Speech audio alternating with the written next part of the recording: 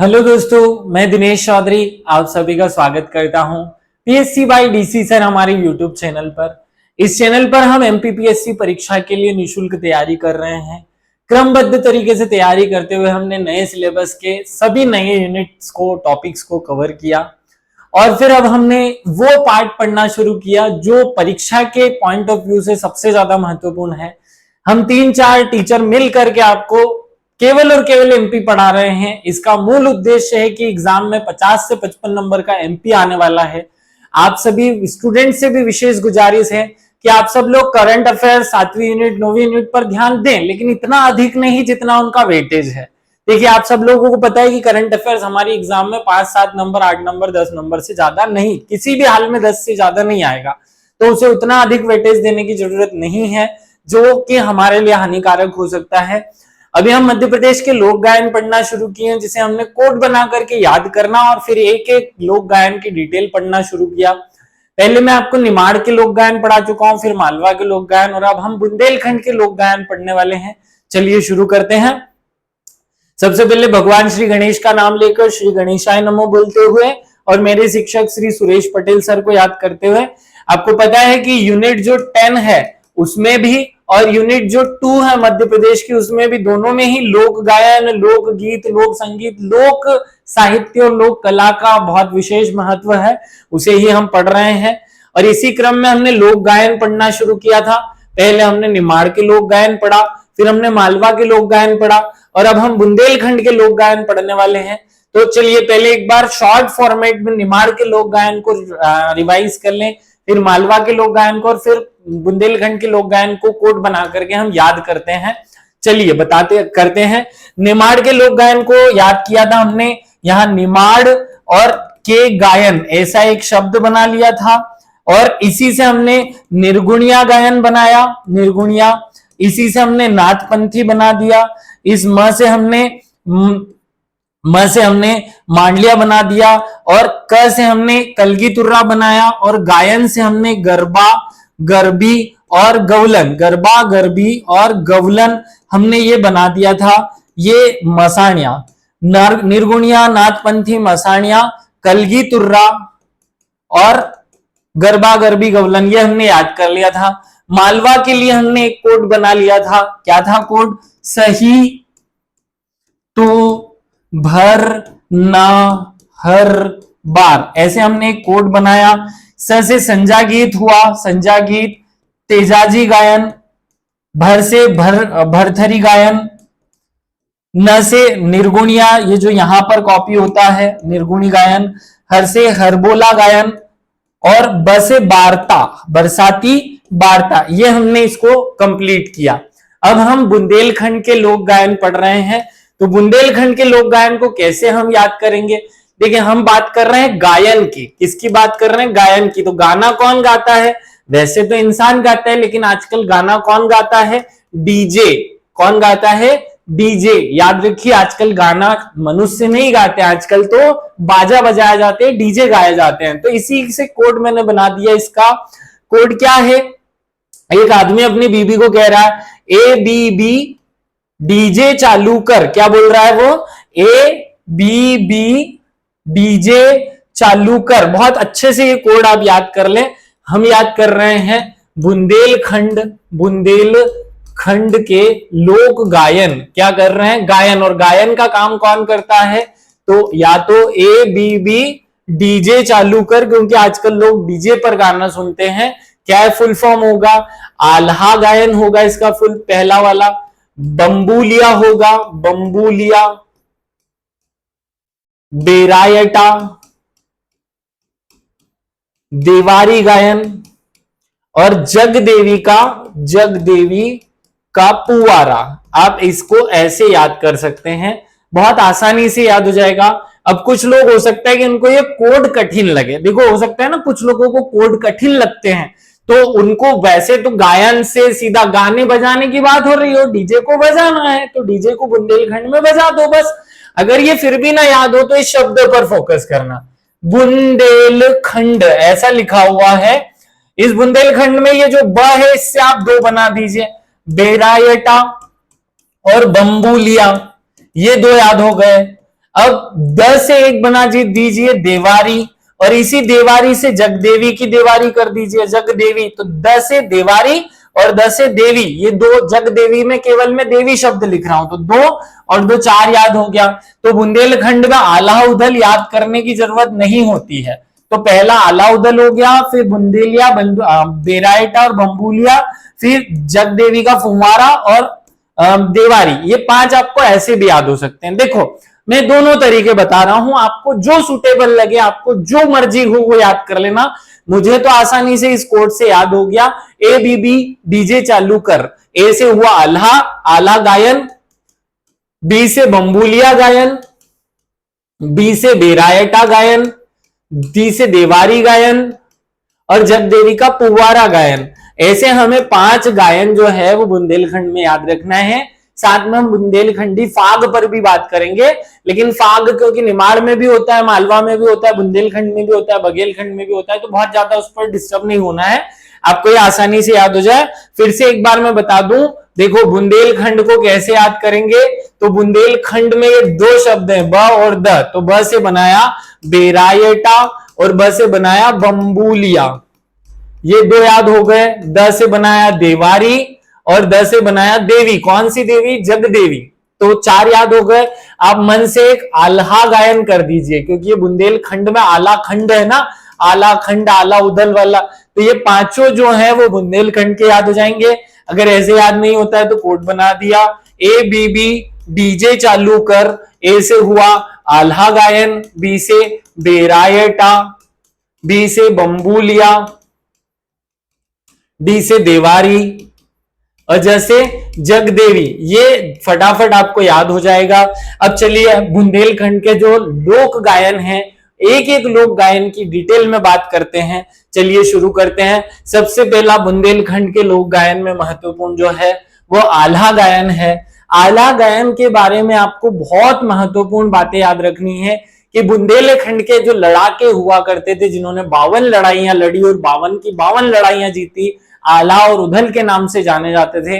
और उन्हीं आला और उदल की कथाओं को वीर रस से, रोचक पूर्ण रूप से लोगों को उत्तेजित करते हुए जब गाई जाती है, तो वही आला गायन या आला खंड गायन कहलाता है।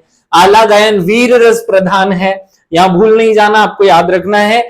आला गायन जो है वो वीर रस प्रधान है, सबसे पहला पॉइंट और फैक्ट आपको याद रखना है। आला की रचना लोक कवि जगनिक द्वारा की गई थी। किसके द्वारा की गई थी और कब की गई थी? 12वीं ईसा पूर्व, मतलब जब 12वीं शताब्दी चल रही थी, तब जगनिक ने आल्हा गायन या आल्हे में क्या गाया जाएगा वो लिखे थे। आला खंड की मूल भाषा बुंदेली होती है। तो बुंदेली भाषा जो है वो बहुत अच्छी भाषा है, उसमें कहने का तरीका, बातों को रखने का तरीका बहुत अच्छा है। वो सरल सी बातों को भी अच्छे औचक ढंग से रखते हैं। जैसे एक मारे दुई मरे, तीसरा खौफ खाए मर जाए। एक मारे दुई मरे, तीसरा खौफ खाए मर जाए। वो कहने की बात कितना सरल है कि एक को मारा तो 2 मर गए, तीसरा तो खौफ से ही मर गया, तीसरा। अब इसके अगली वाली लाइन और सुनेंगे तो आपको लगेगा कि बात कुछ नहीं थी, बुंदेली भाषा ने उसको औचक बना दिया। एक मारे दुई मरे, तीसरा खौफ खाए मर जाए, लाश के नीचे आदमी धसे, मतलब एक आदमी लाश के नीचे धसते हुए दिखाई दे रहा है। तो इस तरीके की बातों को आला खंड में प्रेजेंट किया गया है। इसलिए जगनिक द्वारा लिखी गई आला उदल की 52 लड़ाइयों को वीरता के साथ प्रेजेंट करने की बात की जाती है। हालांकि लोक प्रचलित रूप में बुंदेलखंड के गांवों में अलहेत कहते हैं। ये यहाँ महत्वपूर्ण पॉइंट है ना, आपको एग्जामिनर बार बार ऐसी चीजों पर बसाता है, जैसे टंटिया मामा का नाम टुंडरा, टुंडरी, ऐसे नाम, मतलब 4 एक जैसे ऑप्शन देकर। तो यहां भी आल्हा को गांवी, बुंदेलखंड के ग्रामीण क्षेत्रों में क्या कहते हैं? अलहेद कहते हैं। क्या याद रखना है आपको? अलहेद। अब यहाँ शब्द गलत नहीं है, बिल्कुल सटीक शब्द है, अलहेद याद रखना है आपको। आला प्राय वर्षा ऋतु में गाया जाता है। देखिए हमारा जो मध्य प्रदेश है, कबीरदास हमारे कालिदास जी ने क्या कहा? मालवा माटी गहन गंभीर, पग पग रोटी डगडग नीर। तो पूरा मध्य प्रदेश के लिए ये सेंटेंस सही होता है। यहाँ लोग कृषक रूप में अपना जीवन बिताते थे। बरसात में आदमी फुर्सत में हो जाता तो ये गायन वादन करते रहता है, तो बरसात में गाया जाता था, तो वर्षा में गाया जाता है। इसमें वाद्य के रूप में ढोलक और नगड़िए का उपयोग होता है। किसका उपयोग होता है? ढोलक और नगाड़े का प्रयोग किया जाता है। आला छंद के कारण इसका नामकरण जो है वो आला खंड पड़ गया। आपको ये पॉइंट याद रखना है कि आला जो है वो एक विशेष प्रकार के छंद होते हैं। आला क्या होते हैं? आल्हा एक विशेष प्रकार के छंद होते हैं। यहाँ एक फोटो लगाया हुआ है जिसमें कुछ लोग युद्ध लड़ते हुए दिखाए गए हैं आपको। तो यहाँ युद्ध के माध्यम से बताया जा रहा है कि युद्ध के या वीर रस की बातों को प्रेजेंट करने की मूलतः गायन शैली है। और आपको एक फैक्ट और याद रखना है कि संसार के सबसे लंबे गायन शैलियां हैं उसमें आल्हा को शामिल किया गया है। आल्हा संसार की सबसे लंबी, मध्य प्रदेश की तो सबसे लंबी गायन शैली है, संसार की तो चौथे पांचवें नंबर में आती है, लेकिन संसार की सबसे लंबी गायन शैली में ये स्थान रखता है। और मध्य प्रदेश की सबसे लंबी गायन शैली जो है आला गायन शैली है। तो आला खंडे और आला गायन के बारे में आपको ये बातें याद रखनी है। अब हम आगे बढ़ते हैं। दूसरा वाला जो हमने पढ़ना है बुंदेलखंड का, अभी हमारा कोड था ABB, तो ए से आला हो गया, बी से बम्बुलिया हो गया। बम्बुलिया या भोला गीत भी कहते हैं। भोला किसे कहा जाता है? भगवान शंकर को। तो भगवान शंकर की प्रार्थना में जो गीत गाए जाएंगे वही बम्बुलिया या भोला गीत होंगे। बम्बुलिया बुंदेलखंड की वाचिक परंपराओं के मधुर गीत है जिन्हें लमटेरा गीत भी कहते हैं। और ये प्रश्न एग्जाम में पूछा जा चुका है, आपको याद रखना है। लमटेरा गीत किस क्षेत्र में गाए जाते हैं? तो लमटेरा जो है वो एक नाम है भोला गीत या बम्बुलिया का, याद रखना। लमटेरा इन गीतों को कहा जाता है। और ये लमटेरा गीत कहाँ गाए जाते हैं? ये बुंदेलखंड में गाए जाते हैं। बम्बुलिया गीत प्राय स्त्री पुरुष समूह में गाते हैं और बिना वाद्य यंत्र के श्रावण मास में। अब देखो हमने कहा ना इसे क्या कहा जाता है? भोला गीत। तो भोला कौन है? शंकर भगवान। शंकर भगवान की पूजा सावन के महीने में होती है। सावन सोमवार करते हो ना आप सब लोग, तो वही भोला गीत जो है वो सावन माह में। तो श्रावण मास में स्त्री और पुरुष दोनों मिलकर के क्या करते हैं? इनकी शिवरात्रि तक इनकी पूजा करते हैं। बसंत पंचमी पर, मकर संक्रांति पर, ऐसे विशेष अवसरों पर इनका गायन किया जाता है भोला गीत या बम्बुलिया का। ये भगवान की प्रार्थना करने वाले मधुर गीत होते हैं। स्त्री पुरुष अलग अलग आमने सामने बैठ करके संवेद स्वरों में गीत को गाते हैं और गीत प्रायः प्रश्नोत्तर शैली में होते हैं। उनको दोहराते भी हैं। देखो एक पुरुष गाएगा, दूसरी स्त्री उसका जवाब देगी और बाकी सब लोग उसको दोहराएंगे। एक सामान्य परंपरा है। भोला गीत भगवान शिव और शक्ति को संबोधित होते हैं। और नर्मदा स्नान जाते समय महिलाएं भोला गीत गाते हुए आपको दिखाई दे जाएंगी। सुबह सुबह बुंदेलखंड क्षेत्र में महिलाएं जब नदी पर स्नान करने जाती हैं तो वे एक समूह बनाकर भोला गीत गाते हुए या भगवान के भोले गीत गाते हुए या भोले के गीत गाते हुए, भोला गीत जिन्हें कहते हैं, भोला गीत, बम्बुलिया या लमटेरा गाते हुए आपको दिखाई देंगी। तो आपको भोला गीत और बम्बुलिया याद हो गया होगा। भोला गीत या बम्बुलिया जो है भगवान शंकर की प्रार्थना से संबंधित गीत होते हैं। स्त्री और पुरुष दोनों गाते हैं। प्रश्नोत्तर शैली में होता है, मधुर स्वर में गाए जाते हैं। भगवान शिव और शक्ति के उपासक के रूप में प्रश्नोत्तर पूछे जाते हैं। इस तरीके के एक विशेष जो गीत है उनको लमटेरा गीत भी कहते हैं। आगे बढ़ते हैं, बुंदेलखंडी फाग पे आते हैं। तो बुंदेलखंड में भी फाग प्रचलन में है, लेकिन ये बहुत ज्यादा फेमस है क्योंकि आप सबको पता है कि बुंदेलखंड को ही छूता हुआ कृष्ण भगवान का जो मथुरा है वो है। तो मथुरा क्योंकि इसके संपर्क में है, इसलिए इससे संबद्ध है, इसलिए फाग का अत्यधिक प्रचलन जो है वो आपको अत्यधिक प्रचलन मालवा, निमाड़ में या बघेलखंड में देखने को नहीं मिलेगा, लेकिन बुंदेलखंड में फाग का प्रचलन आपको अत्यधिक देखने को मिलेगा। होली के अवसरों पर यह गाया जाता है। कब गाया जाता है? होली के अवसरों पर, फागुन माह में। फागुन माह में गाने के कारण ही इसे फाग कहते हैं। इसके अलग अलग प्रकार हैं, ठाकुर फाग, इसूरी फाग, राई फाग। देखिए जब राई जो है वो एक नृत्य है वो साथ में किया जाए तो वो राई फाग हो जाएगा। जब इसूरी के भजनों को इसमें गाया जाएगा तो इसूरी फाग। और सामान्यतः भगवान कृष्ण, क्योंकि ठाकुर किसे कहते हैं? ठाकुर कौन है? भगवान कृष्ण है। तो भगवान कृष्ण के जब भजन गाते हुए हम फाग करेंगे तो वो ठाकुर फाग। जब इसूरी द्वारा जो लिखे गए पद हैं उनको हम गाएंगे तो इसूरी फाग। और राई नृत्य के साथ में कर लिया जाए तो राई फाग। होली जलाने के बाद रंग पंचमी तक ये फाग किया जाता है। महत्वपूर्ण पॉइंट है। स्त्री पुरुष एक दूसरे को रंग गुलाल लगाकर गीत गाते हुए ठाकुर फाग गाते हैं। ठाकुर फाग में मृदंग, टिमकी और मजीरा बजाया जाता है। ठाकुर फाग में स्त्रियां जिरई का खेल खेलती है। ये प्रश्न एग्जाम में पूछा जा चुका है। जिरई का खेल किस क्षेत्र से संबंधित है? तो बुंदेलखंड में जब फाग खेला जाता है तो जिरई का खेल खेला जाता है। अगर आप अभी भी वृंदावन चले जाएं, मथुरा चले जाएं, तो वहां पर आपको होली के समय पर जो महिलाएं हैं उनमें और पुरुषों में कंपटीशन नजर आएगा। महिलाएं एक डंडा लेकर पुरुषों के सर पर वार करती दिखाई देगी होली और रंग पंचमी के दिन, और पुरुष अपने आप को उससे बचाता हुआ दिखाई देगा। तो वो जो खेल होता है जिसमें पुरुष को महिला द्वारा मारा जाता है, पुरुष को मारने की कोशिश उसकी पत्नी करती है, इसे हम क्या कहते हैं? जिरई का खेल। याद रखिएगा।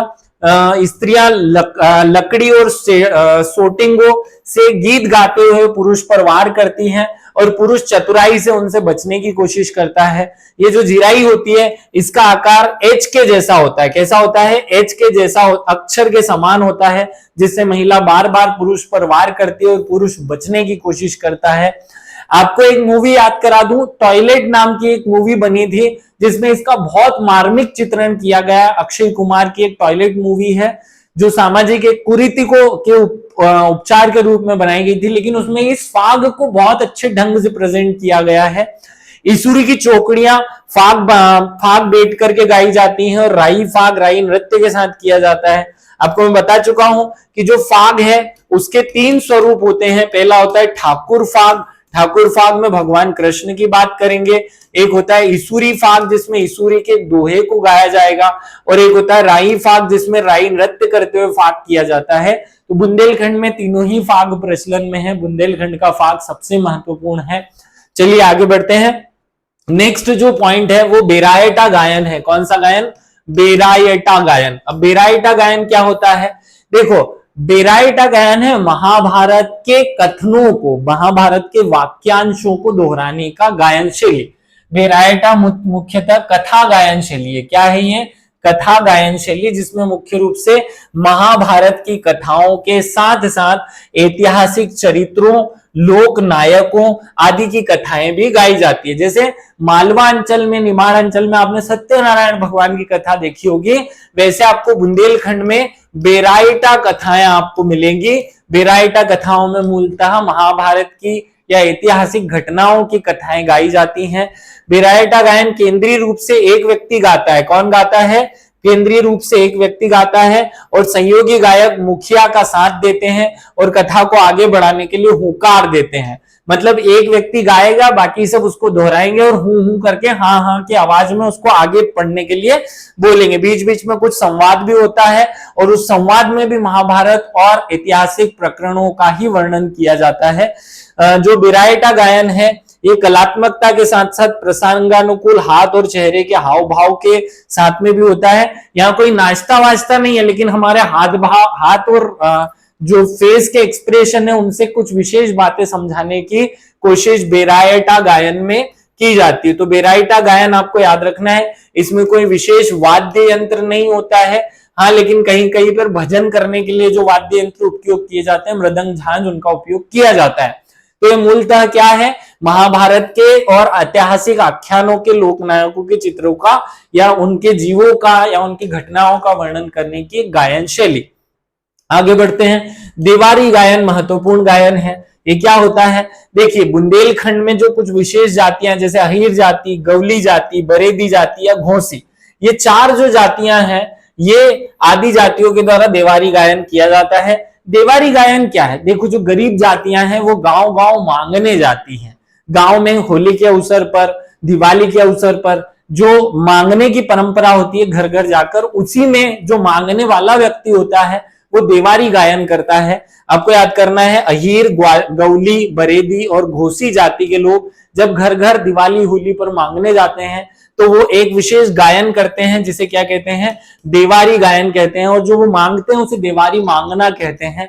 देवारी गायन दोहों पर केंद्रित होता है। किस पर केंद्रित होता है? दोहों पर केंद्रित होता है। दिवाली के अवसर पर ग्वाल बाल सिर पर मोर पंख रखकर, ग्वाल बाल सिर पर मोर पंख रखकर घर घर देवारी मांगते हैं, नेग पाते हैं और ऊंचे ऊंचे स्वर में दोहे गाकर ढोलक, नगड़िए, बांसुरी की संवेद धुन के साथ तेज गति से और गाते हैं। जितना आपको मांगने पर मिलता है उतनी ही तेज गाने की परंपरा है। देवारी के दोहों में के विषय जो है वो राधा कृष्ण के प्रेम प्रसंग होते हैं, या फिर कभी कभी वो भक्ति और वीर रस प्रधान भी होते हैं। आपको याद रखना है देवारी गायन क्या है। देवारी गायन मांगने जाने पर, दूसरों के घर जब बच्चे मांगने जाते हैं या प्रमुख जाति अहीर, गौली, बेरेदी और घोसी के लोग, जाति के लोग मांगने जाते हैं तो भगवान के दोहे या गीत गाकर सुनाते हैं और फिर उसके बदले में कुछ नेक मांगते हैं, इसे ही देवारी गायन कहते हैं। आगे बढ़ते हैं। अगला जो बुंदेलखंड का गायन है, अंतिम गायन, वो है जगदेवी का पुवारा। ये क्या होती है? जगदेवी का पुवारा जो है वो चैत्र और कुंवार महीने में, कब? चैत्र और कुंवार माह में देवी की स्तुति से संबंधित। अब जगदेवी है तो देवी तो हो गया, तो देवी की स्तुति कब होगी? देवी की स्तुति जो है वो चैत्र माह में होगी या कुंवार माह में होगी। आपको पता है ना, चैत्र माह में नवरात्रियां आती हैं, एक दो प्रकार की नवरात्रि में एक विशेष नवरात्रि चैत्र माह में आती है, और कुंवार महीना तो विशेष इंपॉर्टेंट होता है। तो चैत्र और कुंवार माह में देवी की पूजा करने से संबंधित जो गीत है, भजन शैली है, वो जगदेवी का पुवारा है। पुवारा मूलतः भजन शैली है। पुवारा क्या है? मूलतः भजन शैली है। इस अवसर पर ज्वार गीत या जवारा गीत भी गाए जाते हैं। तो जवारा गीत गाने के लिए जगदेवी का पुवारा गायन होता है। देवी गीतों को लद के नाम से जाना जाता है। ये महत्वपूर्ण प्रश्न है जो पूछा जा चुका है एग्जाम में। लद क्या है? जगदेवी का जो फुवारा नाम के गीत होते हैं या गायन शैली होती है, उसे लद नाम से जाना जाता है। महत्वपूर्ण बात है, स्टार लगा करके आपको याद रखनी है। लद क्या है? जगदेवी का पुवारा गायन को लद कहा जाता है, या ग्रामीण अंचलों में इसे लद गायन के नाम से भी जाना जाता है। उन देवीय गीतों को लद कहते हैं, आपको ये याद रखना है। हमने बुंदेलखंड के जो गायन शैली थी उनको क्रमबद्ध तरीके से एक एक करके याद किया। पहले एक कोड बनाकर सभी को एक साथ याद कर लिया और फिर एक एक की डिटेल हमने याद की है। आप सबको ये डिटेल्स याद रखनी है। नोट्स बनाने, टाइप करने, लिखने विखने के चक्कर में नहीं पड़िएगा। सीधे फटाफट शॉर्ट में 4-4 बातें हैं सबके बारे में, फटाफट नोट कर लीजिएगा। आप सभी को विशेष रूप से धन्यवाद। अगले वीडियो में हम बघेलखंड के जो गायन शैलियां हैं उन पर हम बात करने वाले हैं, तो आप सभी को ये याद रखना है। Thank you.